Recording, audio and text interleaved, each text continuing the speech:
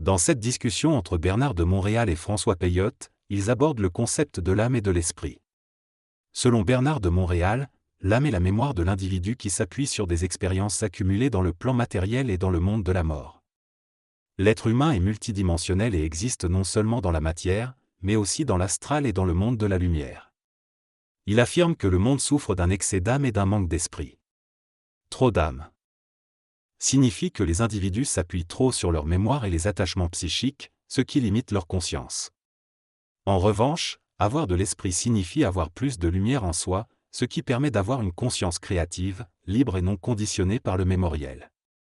L'homme de l'avenir, l'homme nouveau, sera un être plus spirituel, avec moins d'âme et plus d'esprit. Il pourra vivre une dépersonnalisation partielle, passant de la personnalité involutive à la personne évolutive. Avec beaucoup d'esprit sera libre, alors que l'homme avec beaucoup d'âme est régi par les lois karmiques et les illusions du libre arbitre.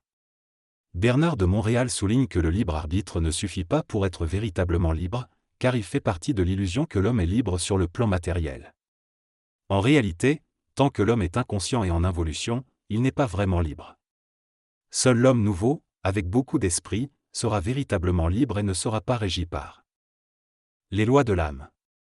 La transmutation de l'énergie et de la mémoire de l'âme donnera naissance à un corps morontiel, une qualité vibratoire qui permettra à l'homme d'avoir accès à des mondes parallèles et de considérer son corps matériel comme un simple dispositif temporaire. Lorsqu'un individu développe suffisamment son ego et accède au mental supérieur, son âme cesse d'être un miroir déformant de la réalité et devient le corps mobile de l'homme. Il n'a plus besoin de se chercher ou de rechercher la spiritualité car il vit une conscience intégrale. Son corps de désir est régi par un corps mental qui ne manifeste que des besoins vibratoires, lui fournissant l'énergie nécessaire pour être créatif et mobile à tous les niveaux. L'âme peut être malade d'elle-même lorsque ses aspects supérieurs et inférieurs envahissent la personnalité humaine sans être clairement révélés à l'homme. Être conscient signifie ne pas être attaché à ces aspects et ne pas souffrir de la polarité animique. L'homme nouveau, conscient et créatif, n'a pas de conscience existentielle mais une conscience plaisante et facile à vivre, sans être constamment agressé par la vie. Les psychologues et psychiatres ont pour mission d'aider à rééquilibrer les mouvements de l'âme qui désaxent la personnalité. Cependant, ils ne peuvent pas rendre un homme conscient, mais ils peuvent contribuer à ce processus. Dans cette entrevue, le conférencier BDM parle des aspects déviants de la personnalité et de la valeur symbolique. Des formes mentales qui s'opposent à l'équilibre psychique. Il souligne que les psychiatres et les psychologues de l'avenir devront non seulement comprendre les aspects psychologiques de l'ego, mais aussi intégrer leur propre énergie afin de créer les conditions nécessaires pour aider les individus à se libérer de la juxtaposition constante de l'âme et de la personnalité. Il explique que les complexes d'infériorité ou de supériorité, ainsi que d'autres anomalies psychiques, sont le résultat d'une transgression des lois de l'individualité à partir du plan astral. Ces anomalies proviennent d'une entité dans la conscience astrale de la personne, qui envoie constamment des pensées négatives. BDM affirme que la psychologie occidentale découvrira un jour que la source de toutes les déformations psychiques de l'homme vient de l'astral. Les psychologues devront alors être capables de communiquer directement avec l'être malade ou avec les entités pour résoudre les problèmes de la personne. Et augmenter son taux vibratoire astral, lui permettant de retrouver son esprit. Il souligne que les psychologues actuels travaillent avec des formules basées sur la symbologie et le sens commun, mais que cela ne sera pas suffisant à l'avenir. Il pense que la lutte contre l'insanité et la déformation psychique se fera sur un plan différent pour que l'homme cesse d'utiliser des ingrédients chimiques et utilise plutôt la parole pour transformer le lien entre l'ego et les plans astraux. FP demande alors pourquoi BDM parle d'entité sur un plan astral, alors que les psychologues parlent de suggestion et d'héritage familial qui causent des névroses. BDM explique que le matériel génétique fait partie de la programmation de la vie de l'homme, mais que les entités sur le plan astral sont différentes. Les énergies subtiles utilisées sur les plans astraux font vibrer les corps de l'homme et sont responsables des déformations psychiques. Dans cet extrait, l'auteur explique que l'astral, un autre plan de réalité, peut influencer l'homme, notamment lorsqu'il y a une déformation génétique ou un choc émotionnel. Lorsqu'une personne est déséquilibrée, l'astral peut pénétrer plus facilement. Les facteurs de protection sont une bonne éducation, une stabilité familiale et une bonne santé psychologique. Lorsque l'astral influence une personne, cela peut se traduire par une voix intérieure qui lui commande des actions, qu'elles soient guerrières, religieuses ou autres. L'auteur affirme qu'il est important pour la science et la psychologie de connaître les lois occultées du mental afin de neutraliser cette influence et de libérer les individus de la domination astrale, ce qui permettrait de réduire la maladie mentale. Dans cet extrait, le conférencier met en avant l'importance pour la science de s'ouvrir progressivement au domaine de la vie qui est occulté, en particulier dans le domaine de la maladie mentale.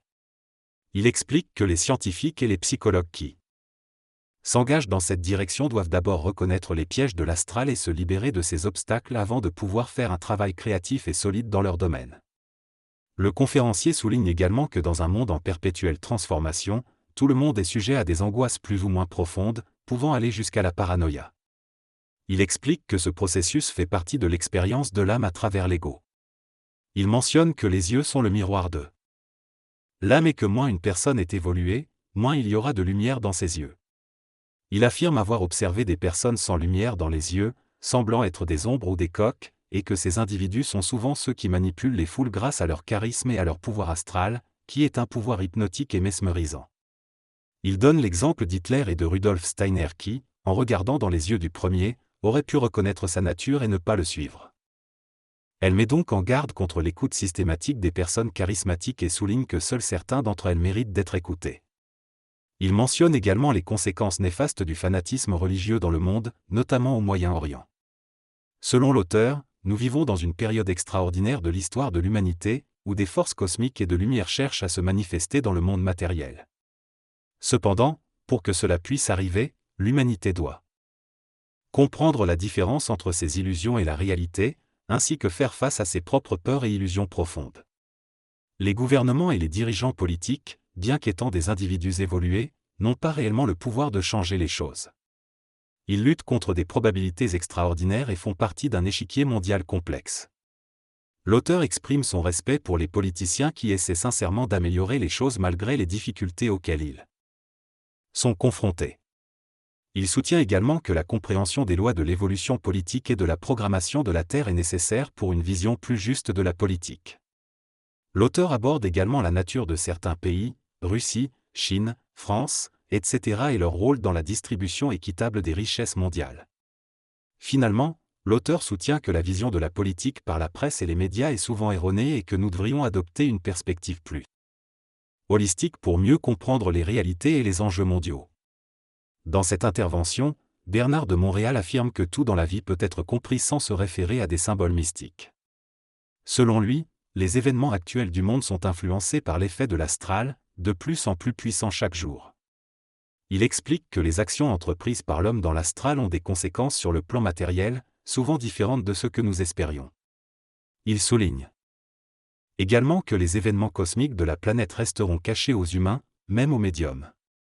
Ceux qui en seront conscients ne pourront pas en parler, car chacun doit vivre sa propre expérience et en arriver à la comprendre par lui-même.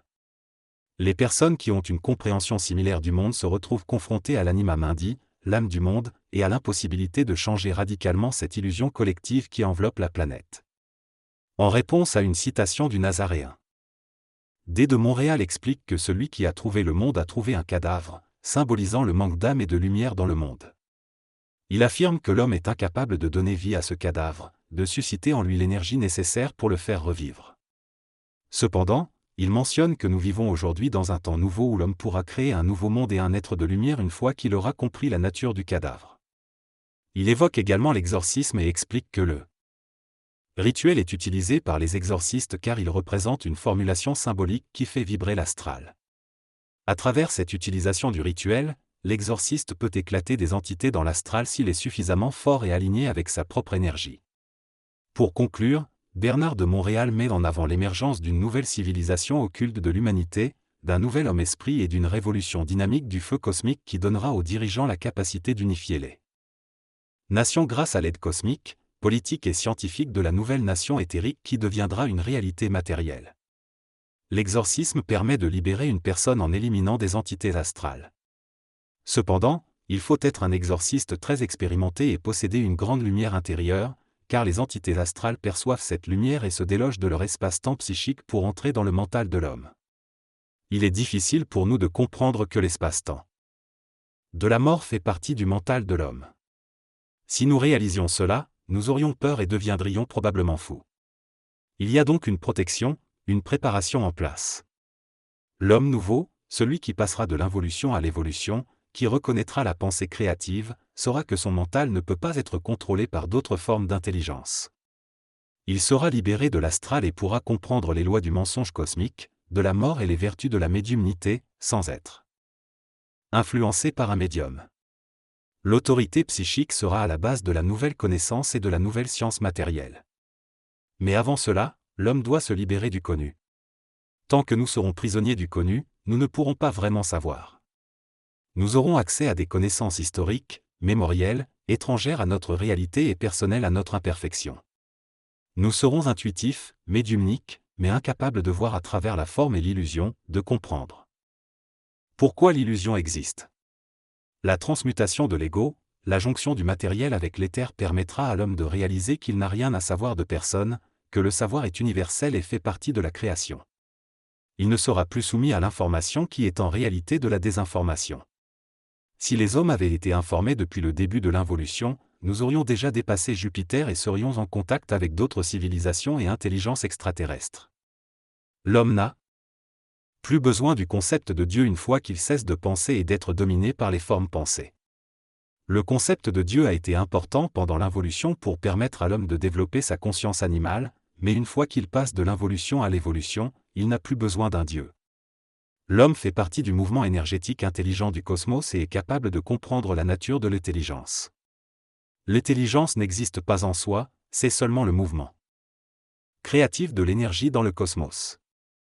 Lorsque l'homme aura compris cela, il sera réellement intelligent. En attendant, il peut utiliser des mots pour communiquer, mais le choix des mots dépend du contexte et de l'interlocuteur. La compréhension de Dieu, selon Boulevarem, est une perte de temps car c'est une création psychologique de l'ego pour combler le besoin d'infini de l'homme. Il affirme qu'une fois que l'homme réalise sa nature infinie et laisse place à l'esprit plutôt qu'à la mémoire, il peut converser sur les plans de l'infini. BDM déclare également que dans l'univers, il existe des aspects de Dieu, des divinités ou des plateaux d'énergie et d'intelligence, mais l'homme mentalement avancé élimine ces concepts pour les remplacer d'une autre manière. Il rejette l'idée de l'innommable car cela signifie qu'on est impuissant à cerner la divinité et donc dans une situation difficile. Selon lui, l'homme a le pouvoir de créer en utilisant son énergie créative pour donner de nouvelles formes. Cependant, l'homme actuel ne fait que réinventer des choses, plutôt que de créer de nouvelles formes. Il affirme que l'homme nouveau sera capable de créer en utilisant des énergies pour donner naissance à de nouvelles formes dans la matière. En somme, la fonction de l'homme est de créer, mais il doit d'abord se libérer de ses vieilles habitudes pour pouvoir créer. L'homme nouveau ne pourra pas connaître la nature éthérique de l'énergie tant que la régence ne sera pas sur le plan matériel, afin d'empêcher la magie noire. De nombreux individus jouent avec les énergies et cherchent à dominer, que ce soit dans la manipulation énergétique, la guérison ou la médiumnité. L'homme nouveau sera intégré et créatif, ne connaîtra pas la polarisation et sortira de la divine comédie astrale pour devenir le maître de sa vie. Les nouveaux psychologues travailleront par le verbe pour délier ceux qui sont liés, mais cela nécessitera une transformation de l'institutionnalisation de la connaissance et se fera en relation avec les événements cosmiques de la planète.